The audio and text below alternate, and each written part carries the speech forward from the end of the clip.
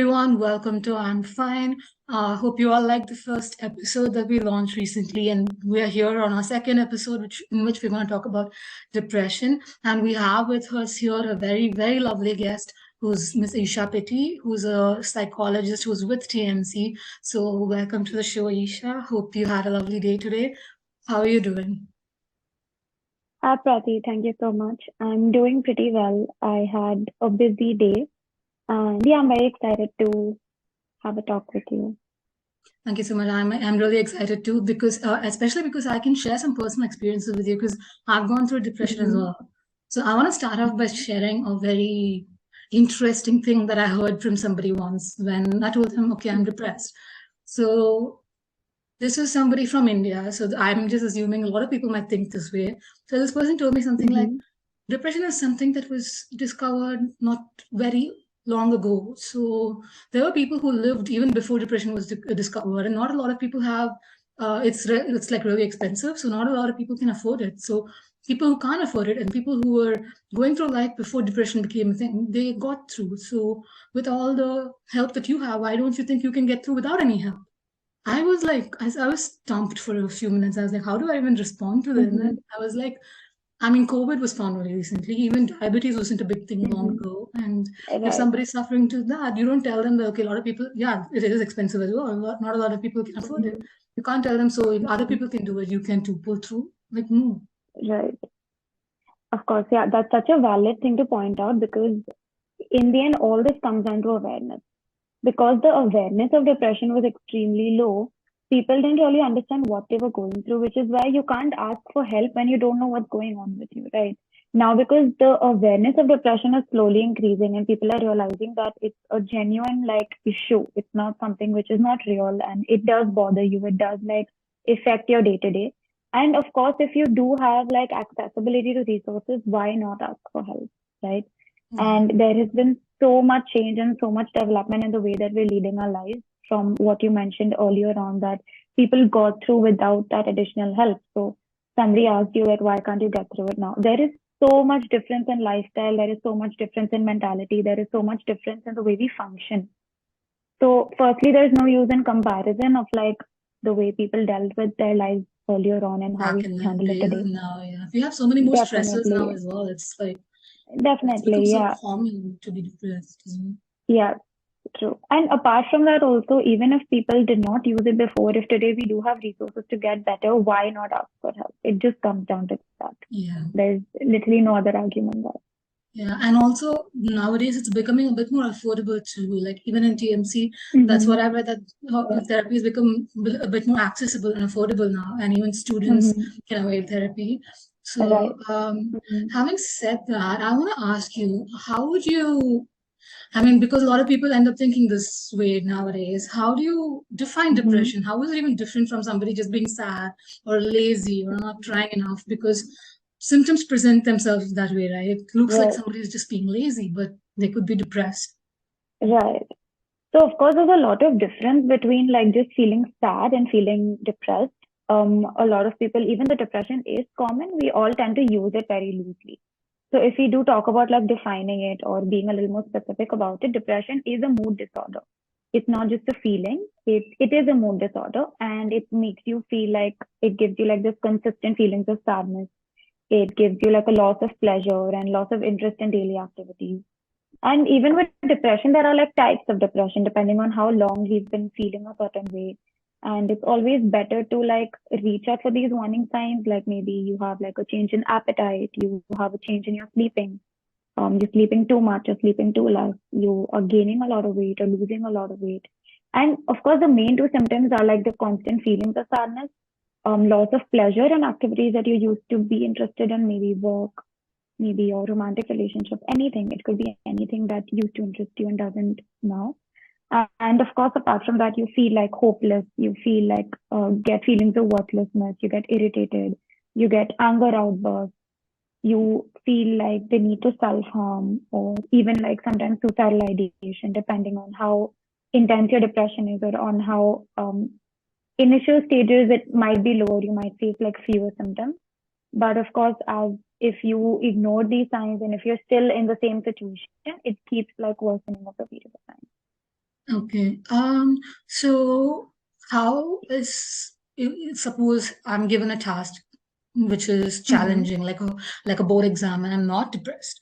How would I think to myself about myself? Like how would my inner dialogue be, like my self-talk be compared to someone who's feeling depressed? Because it's more than just thinking, okay, I'm scared a little bit, I'm nervous a little bit.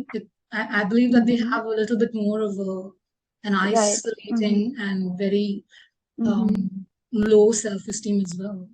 Correct. Mm-hmm. So of course, with people, if they are suffering through depression, even smaller tasks become extremely difficult. So maybe if they have to do like attend a board exam or something, which is very significant, their first thought would just be like, um, I'll fail, or I don't know why I'm doing this, I might not get through. Or if it is intense, they might also feel like, what is the point of this? Like, I don't even know if I'm going to live another day or till the result comes. So it of course depends on what stage you're at, but more than thinking about the challenge at hand, they might think about the point of even like attempting to do it, right? So that's a major difference. And even if people are going through depression but may not have like a suicidal ideation, the worthlessness is still there. And because they're constantly feeling sad, it does like they do question the point of doing this over and over again. Like they might just do it out of like push from the parents, or maybe like they have to do it, so they just do it, but they don't feel like they need to get through it. And people who are doing better, or who are like dealing or coping in healthier ways, maybe taking therapy or maybe understanding where everything is coming from, their self-talk might be slightly different. Like maybe something they've learned in therapy or something that they've understood over a period of time that helps them manage their symptoms. They might say something like, I know that I don't feel like doing this in the moment, but this is something that I have to do maybe for my future, or maybe something that might benefit me in any way. And I'm going to do my best. I'm not going to worry about the result in the moment. And that's how you can differentiate. Okay. And if there's someone in my family who's going through depression or who Mm-hmm. is supposedly thinking of suicide, what are the Mm-hmm. signs that I can like that can make let me know that they're going through something? Because like, if I Mm-hmm. can think about myself as someone who's going through depression, when I go through depression, I Mm-hmm. don't feel like sharing it with people. And Mm-hmm. for the first time when I told people I was depressed, people were actually quite shocked because they're only Right. used to seeing me as someone who's being social and who is like kind Correct. of warm and all that. So especially when Right. someone who's extroverted is depressed, I guess it's really tough to make that Mm-hmm. out. And if someone is Yes, suicidal, for I'm sure. pretty sure they're not gonna. There's something that keeps them from taking help, right? Like they're not gonna reach out. Mm-hmm.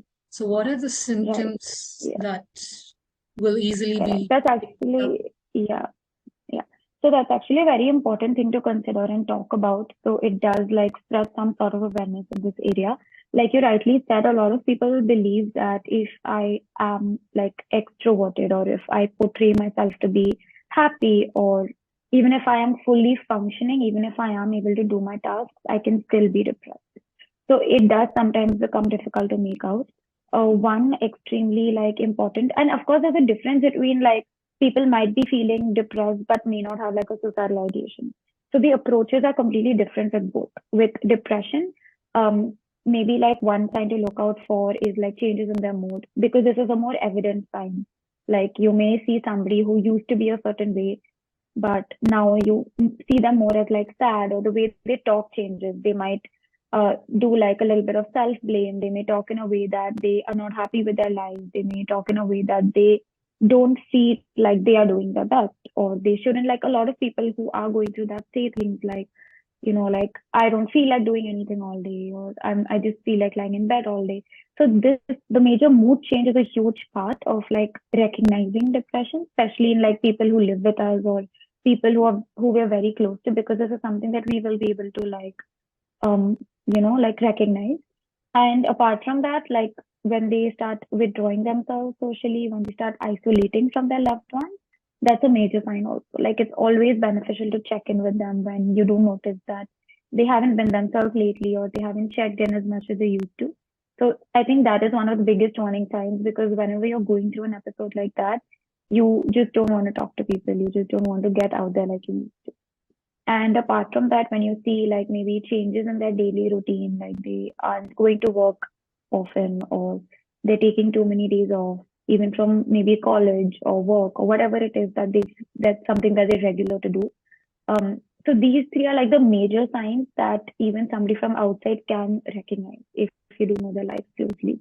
That's with depression. And maybe with suicidal ideation, one major sign to look out for is when they express it in any way, directly or indirectly. Like according to statistics, over like most people who do have like who do think of like self-harm or who do think of like attempting to kill themselves, it has been like found out that in most cases they do express that to somebody close to them in some way or the other. Maybe they might say things like, I don't feel like living, or they might say things like, I feel like I'm a burden to people around me, or maybe if they're just on like, say, um if they're sleeping, for example, before going to sleep, they might say something like, oh, I hope I never wake up. So sometimes they joke about it, sometimes they like most people do put it across in some way or the other. So it's very important to like be very mindful of the things that people around us are telling us, be very like take these things very seriously. I have actually seen numerous people, even if they hear them out or they recognize it, they see it as like acts of attention seeking or acts of behavior that they don't believe that they could do. They just feel like, oh, I know this person, they're never gonna go through with it. They just need some attention, or oh, it's just a phase. It's just like so. Something to look out for is that like simple signs like these when they're literally talking about it so openly, even if it might be like a little bit disguised sometimes, just not ever ignoring these signs with suicide. That's the main thing to look out for. Okay, but when they do express these things, what is the Mm-hmm. right way to help them out? Because certain things, if Mm-hmm. people say a certain thing to them, like if they're not responding in the right way, Right. I think they're going to shut down even more. Mm-hmm. Yes, Um, of course. things that I've commonly heard are stuff like, "Are you that stupid to do something like that?" Or "Aren't you strong enough? Mm-hmm. Like I thought you were strong. How could you say Right. something like this?" So, Mm-hmm. what are the responses that are the right responses to give, and what are things that is Mm-hmm. definitely not okay to tell because it's Right. really sensitive? Correct. That's extremely important. Like it's very, very important for us to be sensitive when we're talking to anybody who's going through a rough time. The most important thing is to validate them. If they are getting feelings of self-harm in any way, it's important to let them know that I understand that, you're doing your best and you're still feeling like this. So I'm going to do everything that I can to support you. Encouraging them to sort of ask for help, maybe take therapy, tell them that, I get that you are going through a rough time, and it's okay to even tell them things like, people around you may not understand this, and it would really benefit if you would talk to someone. So I think when you are going through something like this, something very beneficial is to support them in a way where you're also aiding them in like helping them access resources that might help them get out of it. And in terms of like things not to tell them is like not to say things like you mentioned that are you stupid or are you not strong enough? These are like a part of it. And so many people say things like, are you like, like when they think that they're seeking attention, they also say things like, oh, are you just doing this for attention? Or they just say something super silly like, oh, did you just go through a breakup recently? Like people believe that the biggest cause of depression is like either romantic relationships or financial issues, but there's so much more to that. And They're not something trivializing actually not it. to tell them. Anything. Yeah, exactly. And something not to tell them is like, think about your friends and family. Like that is not on their mind in the moment. They're already struggling so much that saying that is not going to help. For a lot of people, that's something that actually like helps them avoid doing it for a while. But when they hear that, they're already feeling so guilty by the way that they're behaving with their feelings or how they're handling it. The minute they hear that, it just worsens. And this was like one of the myths that people believe that this helps, but it Yeah, really doesn't help I most was kind of people. surprised to hear you say that because I thought that was like something that you can say, you can remind them of their loved ones. But like you say, now I Yeah. understand that it could make them feel even more guilty and like a burden. Yeah. And it's okay to remind them of their loved ones. It's okay to mention like every now and then that I'm here for you. This Mm. person is here for you, or we love you. We're here for you. That's completely okay. But saying things like sort of guilting them into it, like, oh, think about your parents or think about this person. How will they feel if you do it? Like in the moment, it's about what they are feeling. It's about what they are going through. So when you want to support them, when you want to be there for them, these things are not going to help as much as we believe that they do.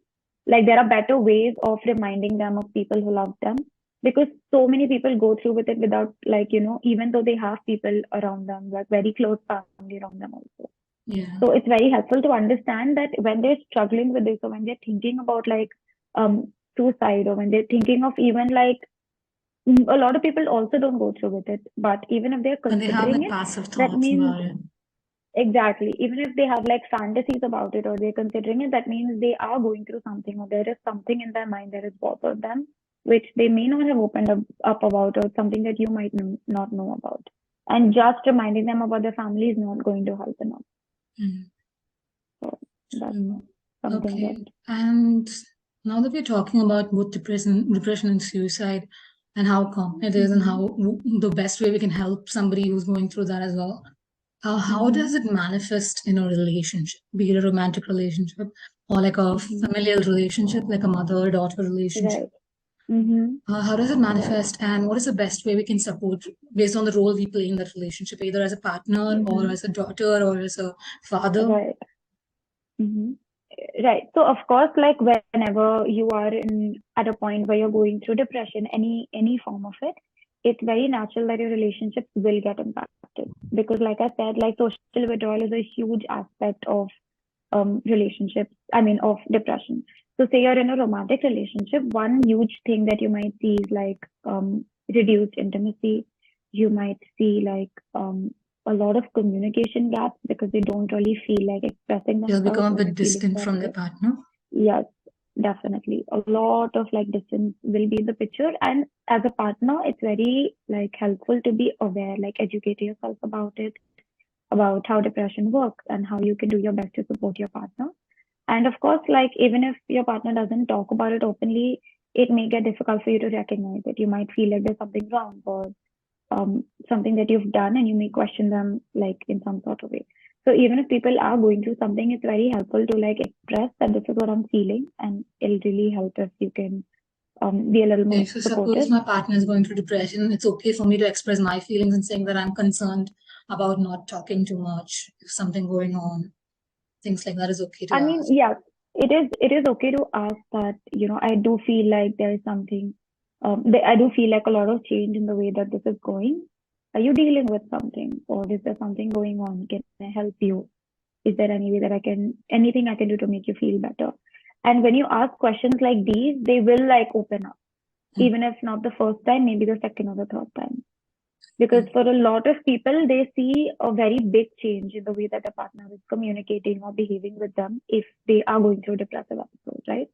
So people with awareness, or people who know that this is a possibility, will definitely ask in a way that they're coming from concern about them, not just the relationship.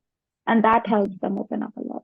Okay, yeah, And this with is other a very important thing to think about, because letting out the right, anxiety about the relationship may not be the best idea, mm-hmm. but giving the Right, concern to yeah, them about the the concern that we have person, about them, that should be correct. right. Yeah, that makes sense. And does anyone's attachment style play a role in how distant and how detached they become in a relationship? If somebody is securely attached, will they be more open about Mm-hmm. being depressed, or? It depends from person to person, but it is definitely a possibility. Like if you're securely attached, even your communication might come from a more trusting space. Because if you do have a secure attachment, you may not have that much trouble trusting your partner with something. So maybe your communication in terms of like just letting them know or just putting it out there might be a little like better.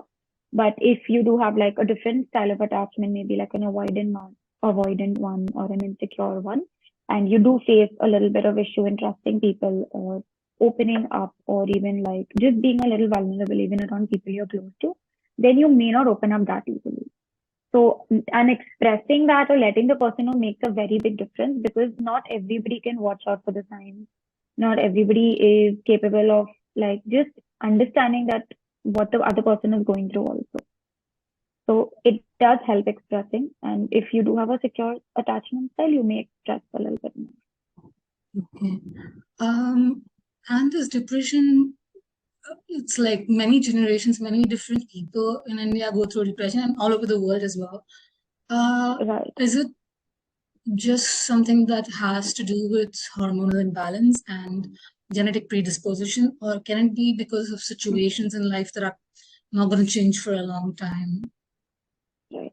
And if I So, have mhm, anxiety, does that also come into play? Like mhm, if I have many other, or if I have substance addiction issues or something like that, will mhm, that make my depression worse? Like, does depression make my anxious thoughts like increase? okay. So, to answer the first part of the question about how like your dispositions, your genetics, and your hormones, how they play a role in depression, of course, like genetics also play a very big role, and the situations and the stresses that you have also play a very big role. For some people, like it's a contribution of both, and for some people, for example, poverty, right? So if you have like if you're in a situation with like extreme poverty, even though you have no genetic predisposition of like depression, you may still be like in a situation where you might get feelings of depression. And say you are living like a life that you want, but your family for generations has had depression, you may be more susceptible to it. So at risk increases when genetics are involved, and at risk also increases when your stressors or your environment is not very supportive. So it's Okay. sort of like an interplay of both. And both the people in like these particular situations should be more careful about the signs that they have around, or like, I mean, signs about themselves. And they should be more like mindful and reflect a little bit more about it. And about the comorbidity, like about anxiety and depression going together, how it affects one another. Depression is the one disorder which is like comorbid with a lot of other mental health disorders. Like maybe if you have like PTSD, you will also have depression. Like if you have any anxiety disorder, you might have depression, and vice versa. Or maybe if you have a chronic illness, you might have depression. Like if maybe you have like any kind of illness which is like going to prolong for the rest of your life, and it doesn't like help you in any way in the sense that it affects your day to day, it might impact your depression also. So depression is the one thing, depression and anxiety both, which do end up being comorbid with so many other disorders, like even with substance abuse. If you do have depression, like with men and women, they deal with it differently. Men rely on substance use way more than women do. So when you do feel depressed, these things increase. It may not be Okay. the other way around, that if you have any substance use disorder, you may not like necessarily feel more depressed, but when you're depressed, the Those risk of kind of substance use behaviors is tend to extremely high. increase. Okay. Yeah, yeah, Okay. Well, you said that women tend to turn to substance use less than men do when they're depressed. Uh, yeah. is there any cultural reasons behind which men tend to like keep quiet about depression and not talk about it more than women do? And other than men Hmm. and women, about different generations too. Do the older generations, do they feel more trapped if they feel depressed because of their Hmm. presuppositions? Like Right. how have you noticed that with your clients as well, like the older generation Hmm. and the younger ones and men and women Right. when they come Yeah. for like their first So, sessions? right. So with men and women, definitely the way that they handle depression is very different. With women, it'll be more feelings of guilt. It might be feelings of sadness. But with men, it may be anger, irritability, and increased substance use. So men do rely on substance use, but like when we think from a cultural standpoint, it's also because they haven't been used to expressing themselves that easily. They repress their emotions more than expressing them, and women tend to express their emotions more and ask for help more because they don't believe that there's any shame in doing that, and they've been grown up in a way that expression has always been okay, crying has been okay. But because men haven't had that benefit, they've like through generations and generations, it's extremely difficult for them to ask for help or even like express any pain that they're going through, which is why they resort to means like substance use to like feel okay in the moment or just like get a break from anything intense that they're feeling. And in terms of right. And in terms of like generational, differences, definitely people who are older and people who are maybe in their 50s or 40s also, their approach to mental health is very different because they've only recently started being made aware of how it works and how you can cope or how you can even ask for help. right? Because like you said, a couple of years ago, even a few decades ago, mental health wasn't a very big concept, right? But today, like today's generation, especially, they've been getting educated about it since school because of so much media exposure and because of so many people, like even mental health related deaths has increased so much. Plus, the pandemic has brought to light so many mental health concerns. So people who are slightly younger have a better or like just an understanding about mental health from a younger um, like since they've been younger also. So they find it easier to open up. They find it easier to understand that this It's does more help. normalized to them compared to the older generation. Exactly. Yeah. The stigma has reduced a lot. So even with older people, they may not like open up about like maybe asking for help. They might not They tell their might feel friends that like they're going for ashamed of therapy. it because Exactly. according to Yeah. them, it's something like they're a failure and Yeah. they've let people down. Yeah.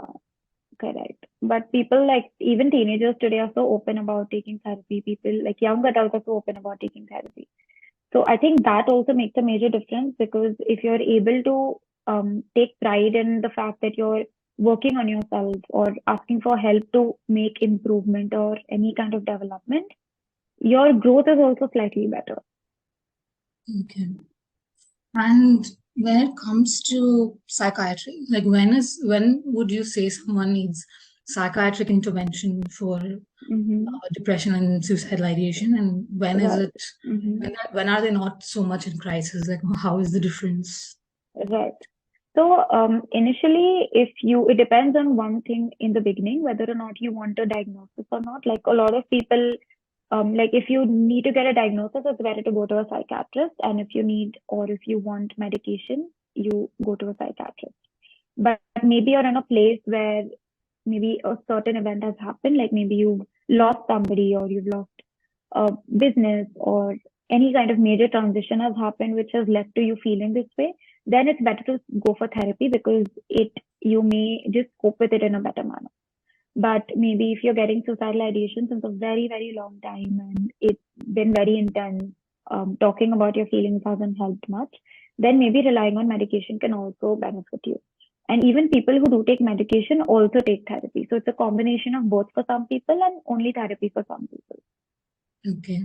And there are some common myths. I think we also spoke about it in the previous episodes that people Mm-hmm. think that they tend to get dependent on the tablets, and Mm-hmm. it doesn't usually happen, right? Because I believe that they taper the tablets and stop at some points for some people as well. For some people, it Right. might be for a longer time. And that Mm-hmm. also brings me to my next question. So, not just with tablets, but even with therapy, it's not like a quick fix solution. Like one session isn't Mm-hmm. going to help. Yes. And Mm-hmm. it's because, like, how many sessions would it take usually? Because from personal experience, I feel like there's a phase where you get stuck in rumination, and no matter what you Mm-hmm. try, you kind of end up in that headspace where you keep going back to Right. feeling depressed. Mm-hmm. So, how long does it take to work out of that? How many sessions would it usually Right. take? So, with therapy, you can't really pinpoint in the beginning how many sessions it would take. It depends on what the problem is, kind of taking time to understand what you're dealing with, like what your trigger is, how the feelings of depression even started. So, a few sessions for that, then accepting what has happened, trying to like come around it, then dealing with your coping, and then sort of like starting your healing process. So it completely depends on what the presenting problem is, and it depends on the progress that you're making. Some people make quicker progress because their acceptance comes quicker, or maybe their depression is because of surface problems like maybe like some kind of loss that they faced recently. But for some people, it could have been because of some kind of trauma that they've been through as a child, and they've blocked that out. So identifying that, talking about it, recognizing it will take a few sessions Okay. itself. So it completely depends on the situation that you're in and about the pills that does it cause dependency and how you really manage it. If you do get prescribed pills from a professional psychiatrist, then there's no harm in taking pills because they will only prescribe it to you if they feel like you're in need for it. A lot of times they even will just say that you're not in the need of it right now. Maybe you can try therapy for a few weeks and then we'll revisit on this. And for some people, it does also cause dependency after a point. Mhm. Because your dosage also may not impact you the way that it did before. Especially for like maybe with older people who are depressed, they might need sleeping pills. So with these kind of things, of course, dependency does increase, but it sort of comes down to the personal choice also. But there's definitely no harm in taking pills. There's a lot of myths around it. It should just be diagnosed by the right person. Yeah. And if the doctor is like watching over the patient taking the medicines, there are less chances of them becoming like, there are less chances of them Yeah, abusing the tablet and the system. So definitely. Yeah, it's because definitely the safe doctor will also like cut off the dosage when they feel like there is if there improvement or is. when they feel like there's any risk of like addiction. They Mm. will look for a way to also reduce the dosage or shift you to another dosage Different or maybe medication. increase. Yeah. So that definitely is something that depends on what your psychiatrist is prescribing for you. Yeah. Okay, so we've come to the end of the session today. I wish I could ask you more questions, so good, because right now my brain is brimming with questions and questions and questions, Yeah, but we good, do good. have limited time. So, is there any last message that you want to leave everyone with? And if you have any advice to somebody going through depression, to how they can help themselves, because sometimes family Mhm. environment is not supportive. It's not very, I mean, it Right. could be toxic. So the best way to help Hmm. oneself and the things that I can tell myself when I'm Hmm. depressed. Right. So I think one thing that I would like everybody to know is that if you're feeling a certain way or if you are going through any of these symptoms, ask for help and rely on people around you. I see so many people not making use of the social support that they have or not expressing what they're feeling. But trust me, the minute you even open up about what you're feeling, you will, like, people will help you get the access that you need to improve your situation. And even if you are in an environment where you feel like you can't rely on anybody, then just just go and start therapy with somebody that you trust.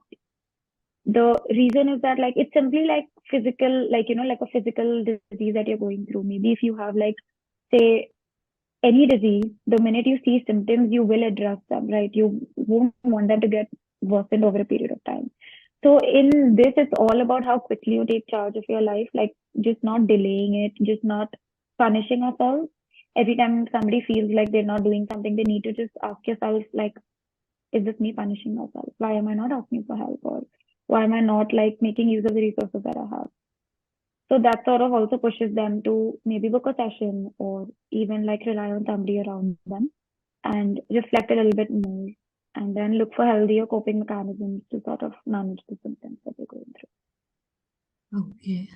And we'll also link in the description some of the helplines that are available in India that people can through. reach out to for suicide prevention, as Yeah, well as how they can, find out more information about therapy and where definitely. they can connect. Because right now there are more resources than there were before. Now, I Yeah. actually came up with this interesting statistics, which said that there are a lot of people who got depressed, especially after the pandemic. But Mm-hmm. because of all the awareness that's coming up, there seems Right. to be a lot of people who are reaching out, and from the ones that are reaching out, the recovery rate is perfect. Like they're almost completely Mm-hmm. recovered. So Yeah. extremely Yeah. motivated to think about it in India too, because Yeah. it's like you said, it was Is that, not yeah. there many years ago. People didn't have that much awareness, so Right. it does seem very promising. Yeah. So we will link the description, we'll link the links in the description below. Thank you so Mm-hmm. much, Isha, for your time today. And I also want to thank Thank you for you. starting an Instagram page where you're spreading awareness to us and giving us like authentic, genuine information, which is from a professional. I think that's really necessary to cleanse us from all the negative and like Definitely. improper information that's flying around. So thank you so much. Mm-hmm. And thank you so much for your time today. Thanks for telling me a lot about Thank depression. I you. think I learned a lot too because Mm-hmm. I'm going through depression as well. So thank you so much for your time. Mm-hmm.